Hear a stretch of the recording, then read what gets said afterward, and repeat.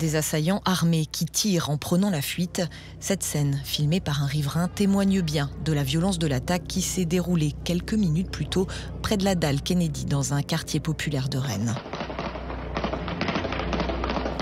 À 17h30, 3 hommes munis de fusils automatiques font irruption dans un restaurant, tirent et blessent 2 hommes au thorax et aux jambes. Les clients présents sont encore sous le choc. J'ai cette image gravée en tête, cette personne avec une Kalachnikov, esprit Kalachnikov, je ne suis pas expert en armes, qui arrivait devant la porte et là, mon collègue m'a attrapé par la veste, on s'est jeté au sol et les gars derrière nous se sont levés en disant c'est pas nous, c'est pas nous. Et puis là ils ont tiré dessus quoi. Un peu plus loin, un 3e homme est aussi pris pour cible et blessé. Un 4e est lui percuté volontairement par la voiture du commando. D'importants moyens d'enquête sont déployés, des investigations qui ont conduit à l'interpellation de 4 personnes. Voilà, il y a un premier individu hier qui a été interpellé près du véhicule qui a été brûlé, puisque c'était un véhicule volé.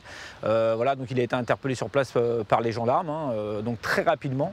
Ça, c'est quand même une très très bonne chose. Et ensuite, dans la nuit, il y a eu d'autres interpellations qui ont été faites sur des individus qui étaient déjà connus des services de police et qui étaient déjà sous le radar de nos enquêteurs.